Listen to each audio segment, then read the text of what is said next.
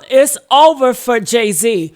All that doing with all that hair and Beyonce brushing his hair, it was cute, but it seemed to be not working. When I tell you Hollywood is on Jay-Z, he's done. I'm hearing DL Hughley is even talking about this. I got this video. You guys have to hear it. Funky Neva is still slamming hard on Jay-Z. Jay-Z is toast. He's out of here. And it's sorry to report because he's such a powerful, talented brother. So I'm just going to pray and I'm just going to let y'all deal with it. I want you guys to comment. Press 2 if you guys want me to do more reaction videos like this. Let's look and see what they have in store for us. Make sure you guys like, share, and subscribe here. And I just want to say, I thank you guys. Thank you so much for your likes and your shares. I really appreciate it. Keep them coming, all right? Not a rapper, not a music industry rival, not somebody with beef from the streets. A comedian, a Kings of Comedy legend, a man who performs at Democratic national conventions and has dinner with the same people Jay-Z calls allies. DL Hughley just put something on his Instagram that could potentially end Jay-Z's political career before it even fully starts. And the message he sent was not just to Jay-Z. It was to Hollywood. It was to the Democratic Party. And it was to every black person in America who has been watching this Target situation unfold. This is not regular celebrity beef. This is something way bigger. And today we are breaking down exactly what DL did, why it matters, what it means for Jay-Z's future, and why Beyonce just got pulled into the fire too. Strap in, because this one goes deep. Let's start with exactly what happened, because a lot of people are reacting to the reaction without knowing what the actual move was. DL Hughley went on his Instagram and reposted a clip from Quentin Lean, a media personality and YouTuber with a massive following. And the clip DL chose to repost was not a mild take. It was not a balanced discussion. It was a direct, full-on attack on Jay-Z and Beyonce over the Target deal.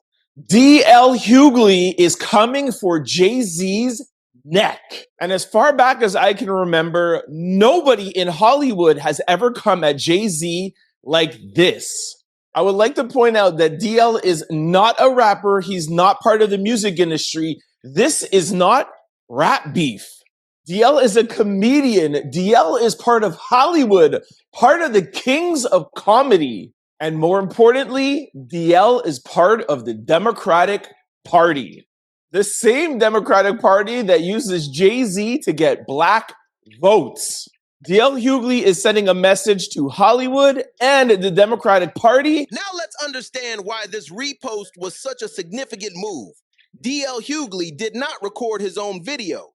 He did not write a long caption. He simply hit repost on Quentin Lean's clip and let it fly to his entire audience. And within 12 hours, that repost had 18,000 likes, close to 3,000 comments, 1,500 reposts, and 6,500 sends. DL reposted this, and you can see after 12 hours, look right here in the corner, 18,000 likes, close to 3,000 comments, 1,500 reposts, and 6,500 sends. That's only after 12 hours. It's probably double that by now. Those numbers are not regular Instagram engagement. Those are numbers that tell you this content hit a nerve with a massive audience immediately. People were not just liking it and moving on. They were sending it, sharing it, pushing it further into their own networks. And that is exactly what makes DL's move so calculated and so dangerous for Jay-Z. DL did not need to say a single word himself. He just put a megaphone behind someone else's take and let the audience do the rest. Now here is the specific detail inside that Quentin Lean clip that took this situation from bad to potentially catastrophic for Jay-Z. The original assumption when the Jay-Z and Target deal first broke was that Target approached Jay-Z. That Target came to him with a bag and an offer, and he took it. That framing, while still controversial, gave Jay-Z some cover. Because being approached and saying yes is different from going out and hunting for the deal yourself. But Quentin Lean's clip put forward a completely different version of events. One that suggests Jay-Z was not the person being approached. Jay-Z was the one doing the approaching. Jay-Z, this is fucked up on so many levels because one of two things happened. Either Target approached Jay-Z and offered him a whole lot of money, which I highly doubt, or Jay-Z saw an opportunity. He saw the void that is black people not shopping at Target, and he pitched to Target, you know what? I'm the black culture. I've got this huge cult-like following. If y'all give me a shitload of money, I will team up with y'all exclusively to do. Read that slowly. If this version is accurate, Jay-Z looked at the black community boycotting Target, saw an opportunity in that boycott, went to Target himself, and essentially said, I can fix your black community problem for the right price. That is not just taking a deal. That is monetizing the struggle of your own people. That is turning the pain and the protest of the community that built you into a business pitch. Of approaching Target himself makes this the worst day of this entire Jay-Z backlash. People were thinking that Target was the one who approached. But if Quentin has some inside information that Jay-Z was like, let me see here. Who's in trouble with the black community? Let me go out to these white corporations that are in trouble, that are looking to get back into the black community. Who cares about what they have done for the community? And I'm going to show you what Target has not done. If Jay-Z is looking and then approaching them, this is a whole other problem. Jay-Z might not recover from this. Let me play you the rest of the video. Jay-Z may not recover from this. That is a heavy statement about someone who has survived every type of controversy the music industry has thrown at him for 3 decades. But the reason this particular accusation lands so differently is because of what Jay-Z's entire brand has always been built on. A lot of people have been asking the same question in comment sections across the internet. Why Jay-Z? Other artists have vinyl in Target. Other artists do corporate deals. Why is Jay-Z the one catching all of this heat? And the answer is simple. Jay-Z built his brand on something that most other artists did not. Jay-Z, you leveraged the boycott and the struggle of our people who are attempting to put Target in their place. You leveraged that for your own personal gain, and it's fucked up. And Beyonce, you ain't no damn better. Beyonce, this is legitimately the equivalent of the nice white woman that we work with, that we like, but she goes home to a Trump-supporting husband and is raising Trump-supporting sons. It's no different. You are out here full online in our face. You know what I'm saying? Oh, you did the HBCU Black album, for Black people. You reclaimed country Western, country music with the Cowboy Carter thing, the vanity move of doing all of this Black power work. But then your husband goes and does something like this. Like, where was the conversation in y'all household where you said, Jay, we got to have a level of morals and values, and we can't do this, and we don't have the money? You are no better than the white woman who says she's for the cause and goes home to this Trump supporting husband. It is the exact same thing. Honestly and truthfully, this is unforgivable in my eyes. Jay-Z, you get up and you talk about liberation and this and all of these different things. You just absolutely had to take that deal. You had to take that deal, Jay-Z. That is the difference. When you build your entire identity around being the champion of Black people, every move you make gets held to that standard. You cannot spend decades saying, I do this for the culture, and then make moves that contradict everything that identity stands for without the culture noticing. That is why Jay-Z is getting so much smoke, because if you listen from Reasonable Doubt till today, till 444, his last album, it's all based in, I do this for the culture, I do this for my people, I do this for us. And not every artist does that. And that's no shade to other artists. But if you're going to build your brand around Black empowerment and Black culture, and Black people come to me, Black people, I'm going to do this for us. And then you do stuff like in the NFL, and you do the Brooklyn Nets stadium. And this is what makes DL Hughley's move so significant, because DL is not just a fan with an opinion. DL is a peer. DL is part of the same Hollywood circle. DL has broken bread with the same people Jay-Z calls allies and friends.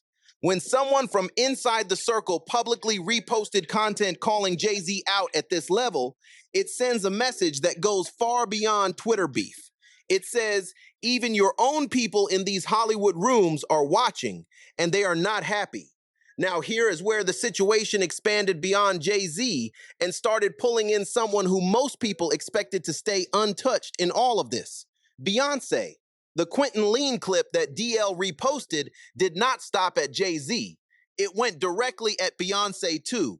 And the comparison that was made is one that is going to be hard for Beyonce's fan base to hear. And Beyonce, you ain't no damn better. Beyonce, this is legitimately the equivalent of the nice white woman that we work with, that we like, but she goes home to a Trump supporting husband and is raising Trump supporting sons. It's no different. You are out here full online in our face. You know what I'm saying? Oh, you did the HBCU Black album, for Black people. You reclaim country, Western, country music with the Cowboy Carter thing. The vanity move of doing all of this Black power work. But then your husband goes and does something like this. Like, where was the conversation in your household where you said, Jay, we got to have a level of morals and values, and we can't do this and we don't have the money? You are no better than the white woman who says she's for the cause and goes home. That comparison is brutal, calling Beyonce the equivalent of a white woman who presents as progressive but goes home to a household that contradicts everything she publicly represents.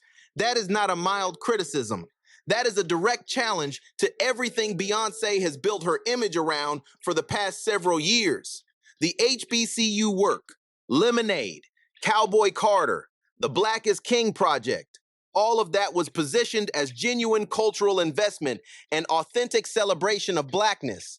And now the question being asked publicly, not by a random internet person, but by content that DL Hughley amplified to his massive audience, is whether any of that was real, or whether it was all branding while at home. Nothing about the actual values matched the public image.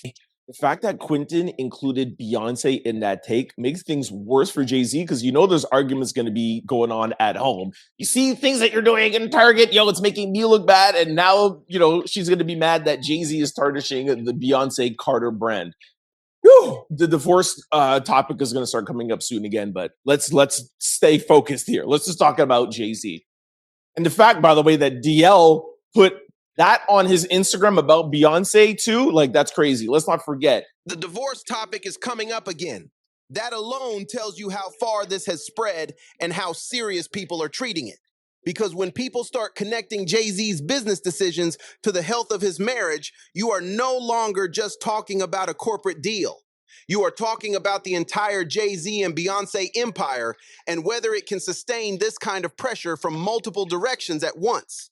Now, here is the part that a lot of people need to be reminded about, because the internet moves fast and context gets lost quickly. Why were Black people boycotting Target in the first place?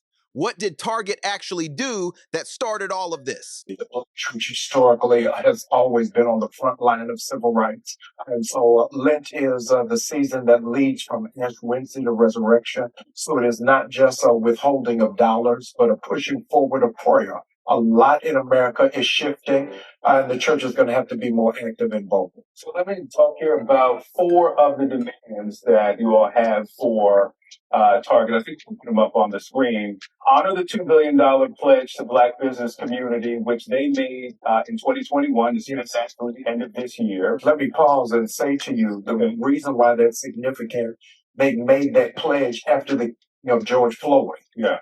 Target is headquartered in Minneapolis, where George Floyd was. It wasn't connected to DEI. It was supposed to be honored December of 2025. So when the president made this move to dismantle DEI, they hid that obligation under it and are not honoring. $2 billion.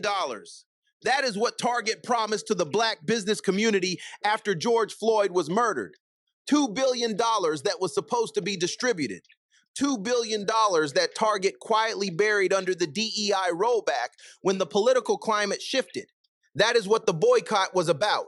Not just a corporation cutting DEI programs like dozens of other companies did. Target made a specific promise with a specific dollar amount attached to a specific tragedy, and then chose not to honor it when keeping that promise became politically inconvenient. And into that context, with that boycott active, with those demands sitting unfulfilled, Jay-Z stepped in and did an exclusive vinyl deal with Target. Jay-Z did nothing wrong. I would really love for you guys to answer in the comment section below. Why couldn't Jay-Z choose one of these 4 points and say, hey, Target, can you give, I don't know, $500 million? Could you give 100 million? Can you give something of this 2 billion to the Black community? And then I will do this exclusive deal with you for the vinyl. Could you do something of this deposit to 23 Black banks? If not 23, can we do 10? Could you do something? There's a point for him. There's a boycott in place. He could have chosen anything, but he chose not to. And I just would like to know why you guys don't care about that. That is the question that has no good answer. Jay-Z had leverage. Jay-Z had power. If Target wanted Jay-Z badly enough to offer him a deal, Jay-Z could have used that moment to extract something real for the community in exchange. He could have said yes to the deal and simultaneously demanded that Target honor even a portion of that $2 billion promise. He could have made the deal conditional on Target depositing money into Black banks. He could have used his position as the man they were coming to for Black community credibility as actual leverage. He did not do any of that. This is the framework that puts everything into perspective. And it is the most important idea to come out of this entire conversation.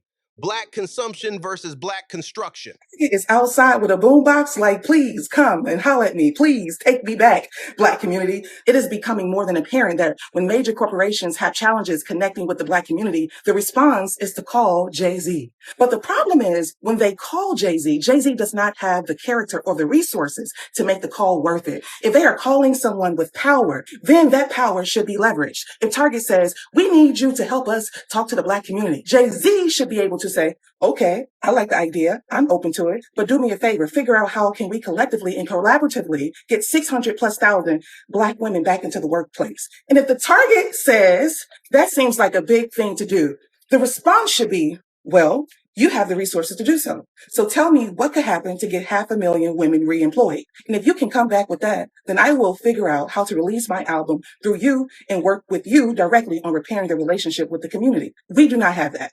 What we have are people who are willing to show that they are in support of Black consumption, but they are not in support of Black construction. That is the part that is not being discussed. Black people are constantly being asked to consume, buy the album, support the brand, watch the game, stream the music, go to the store. But when it is time to build something structural for Black people, the same urgency is not there. Black consumption versus Black construction. That is the line that cuts through all of the noise and gets to the actual heart of why this situation matters beyond just one deal or one boycott. The Black community has been the most loyal consumer base for entertainment, music, fashion, and culture for decades. Black people stream the music, buy the albums, support the brands, fill the arenas, and watch the games that make people like Jay-Z billionaires. And when corporations want access back to that consumer base, they call Jay-Z. They call him because he is the bridge. He is the credibility. He is the cosign that says to the Black community, it is safe to come back now. But what does the Black community get from that transaction beyond the corporation getting what it wants? Told you guys this yesterday. Jay-Z has made a decision, and it's clear. He is okay with pissing off the Black community so long as white corporate America keeps on choosing him to be the poster child for Black power. Jay-Z has made a decision, and it's clear he is okay with pissing off the Black community so long as white corporate America keeps on choosing him to be the poster child for Black empowerment. That is the accusation sitting at the center of all of this, that Jay-Z has made a calculated decision, that being chosen by white corporate America as the face of Black empowerment is more valuable to him than actually being that thing for the community that made him. And D.L. Hughley, by reposting that content to his massive Hollywood audience, is making sure that calculation is visible to everyone in those rooms. Everyone who attends the Oscar parties, everyone in the Democratic Party who has used Jay-Z as a vehicle to reach Black voters. DL is saying, look at what this man is actually doing, and decide if you still want him to be the face you put forward. Jay-Z has survived everything the industry has thrown at him for 30 years. He survived Nas, he survived the Dame Dash fallout, he survived the elevator incident, he survived the NFL partnership controversy, But this feels different because this is not coming from inside hip hop. This is coming from inside the Hollywood and political circles that Jay-Z has spent the last decade carefully building relationships with. When D.L. Hughley, a man who performs at Democratic conventions and moves in those rooms, puts that kind of content on his Instagram and watches it explode to tens of thousands of engagements in 12 hours, that is a signal. The question is whether Jay-Z hears it, whether Beyonce's team is already making calls, whether the Democratic Party is quietly having conversations about how much they want Jay-Z's name attached to the 2028 campaign now that all of this is sitting on the table. The Target deal might just be a deal, but what D.L. Hughley just did is way bigger than a deal. He put Jay-Z on trial in front of the people whose approval Jay-Z has been quietly courting for years. And the verdict is not in yet. Drop in the comments, do you think Jay-Z can recover from this? Or has D.L. Hughley's move changed the game permanently?